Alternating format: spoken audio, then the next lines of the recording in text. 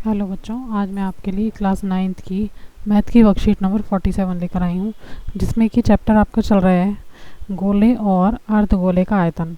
बच्चों, गोले का आयतन आपकी वर्कशीट में दिया हुआ है, साफ साफ लिखा है गोले द्वारा घेरे गए स्थान का माप होता है गोले का आयतन।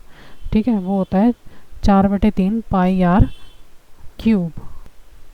तो अर्धगोले का आयतन क्या होगा बच्चों? इसको 2 से डिवाइड कर देंगे। ठीक है, जब इसको 2 से डिवाइड करेंगे तो 4 और 2 कट जाएंगे, यानी कि ऊपर 2 बचा, 2/3 पाई आर क्यूब। तो ये अर्धगोले का आयतन हो जाएगा। ठीक है, अब आगे वर्कशीट में आपको कुछ उदाहरण दे रखे हैं, मैं फटाफट से इनको बता देती हूँ। पहला एग्जाम्पल दिया है 10.5 सेंटीमीटर त्रिज्या वाले गोले का आयतन ज्ञात कीजिए।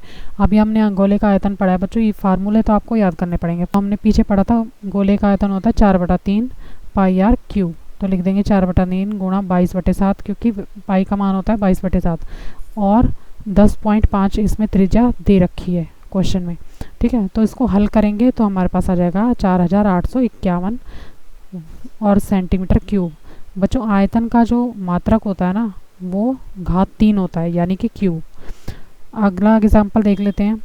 व्यास 10.5 सेंटीमीटर वाले एक अर्धगोलाकार कटोरे में कितना लीटर दूध आ सकता है? आंसर कैसे निकालेंगे? व्यास बराबर 10.5 सेंटीमीटर, तो त्रिज्या इसकी आधी हो जाएगी, 10.5/2 5.25 सेंटीमीटर। ठीक है, अब अर्धगोले का आयतन क्या होता है? 2/3 पाई आर क्यूब। तो बराबर हो जाएगा 2/3 पाई का मान 22/7 गुणा में 5.25 क्यूब। ठीक है, जब इसको हम पूरा हल कर लेंगे ना बच्चों, तो हमारे पास आ जाएगा 303.1875 और सेंटीमीटर क्यूब।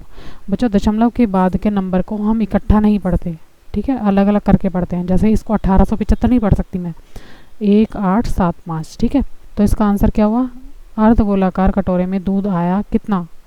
इसको 1000 से डिवाइड करेंगे, क्योंकि सेंटीमीटर क्यूब है और दूध किस में आता है बच्चों? लीटर में। ठीक है, तो हो जाएगा 0.303 लीटर, लगभग इतना आ जाएगा।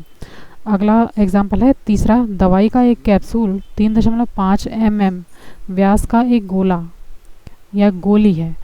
इस कैप्सूल को भरने के लिए कितनी दवाई mm क्यूब की आवश्यकता होगी? व्यास क्या दे रखा है? 3.5 mm, तो त्रिज्या इसकी आधी होगी, यानी कि 1.75 mm। आगे दवाई का कैप्सूल का आयतन। ठीक है, तो क्या होगा बच्चों? कैप्सूल का आयतन 4/3 पाई आर क्यूब बराबर है 4/3 गुणा 22/7, और हमने त्रिज्या ऊपर निकाली है 1.75 क्यूब। ठीक है, तो इसको हल करेंगे तो 22.45 mm क्यूब आएगा लगभग। ठीक है, आयतन का आंसर क्या आता है? क्यूब में आता है। ओके, अब हमें 4 क्वेश्चन इसके दे रखे हैं, तो हम 1 बाय 1 वो कर लेते हैं। उस गोले का आयतन ज्ञात कीजिए जिसकी त्रिज्या 7 सेंटीमीटर है। तो हमारे पास त्रिज्या यानी कि r बराबर है 7 सेंटीमीटर, तो गोले का आयतन क्या होता है? 4/3 पाई आर क्यूब। ठीक है बच्चों, तो इसका मान रख देंगे 4/3 गुणा 22/7 गुणा 7 गुणा 7 गुणा 7, क्योंकि क्यूब है। तो इसको हल करेंगे बच्चों, तो 4312/3, तो इसका आंसर आएगा 1437.3 सेंटीमीटर क्यूब। बहुत इजी क्वेश्चन है बच्चों, छोटे छोटे क्वेश्चन है। क्वेश्चन नंबर 2 है। एक अर्धगोलाकार कटोरे की त्रिज्या दे रखी है 3.5 सेंटीमीटर, इसके अंदर भरे जा सकने वाले पानी का आयतन ज्ञात कीजिए। तो हमारे पास अर्धगोला है, अर्धगोले का आयतन भी मैंने बताया था पहले। ठीक है, क्या होता है? 2/3 पाई आर क्यूब। ठीक है, आर हमारे पास दे रखी है 3.5 है ये। ठीक है, दशमलव शायद आपको दिखाई नहीं दे रहा होगा, इसलिए मैं बोल के बता रही हूँ।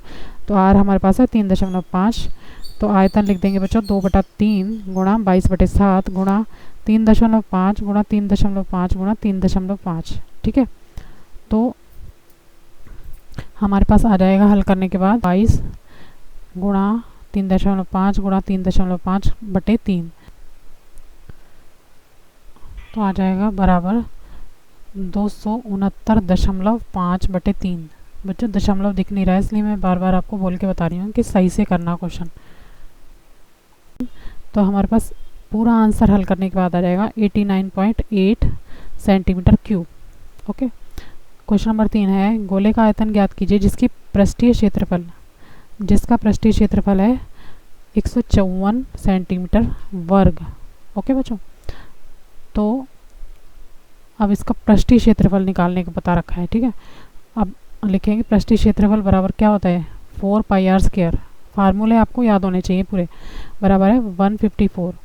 तो फार्मूले में हम लिख देंगे जो हमें मालूम है, यानी कि फार्मूला क्या होता है 4 गुणा 22/7 गुणा आर स्क्वायर, हमें आर ही तो निकालना है, यहाँ पे आर नहीं दे रखा ना हमें, तो आयतन बराबर कर देंगे 154। ठीक है, तो हमारे पास आ जाएगा आर स्क्वायर को एक साइड कर लेंगे और इस संख्या को 4 को और 22/7 को इधर ले जाएंगे तो ये पलट जाएगी, यानी कि 4 नीचे आ जाएगा और 22 नीचे आ जाएगा और 7 ऊपर आ जाएगा। अब इसको हल करने के बाद आ जाएगा हमारे पास आर बराबर है 7/2।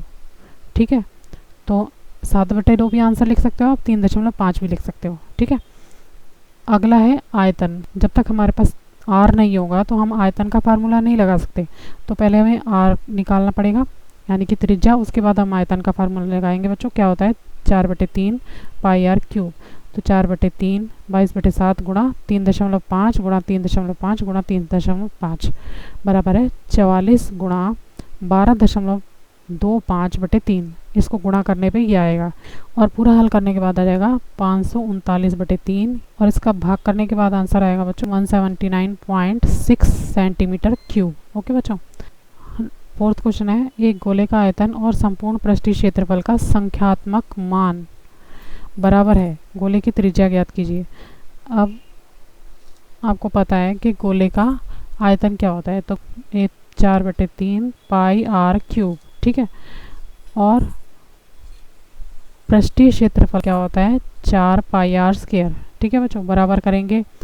हमने इसको हल कैसे किया, 4 से 4 कट गया, हमारे पास 1/3 बचा हुआ है। ठीक है, इस 3 को जो हम बराबर के इस साइड लेके जाएंगे, यानी कि राइट हैंड साइड पे लेके जाएंगे, तो ये भाग है, यहाँ पे आके गुणा हो जाएगा, इसलिए ये 3 इसके साथ गुणा में है। ठीक है, अब हमारे पास 3 एक साइड में रख लेंगे हम और आर क्यूब और आर स्क्वायर को बटे में कर देंगे, तो हमारे पास आर का मान आ जाएगा 3। ये थे बच्चों इस वर्कशीट के 4 क्वेश्चन। अगर आपको मेरा वीडियो अच्छा लगा हो तो प्लीज़ मेरे चैनल को लाइक करना, सब्सक्राइब करना। Thank you very much.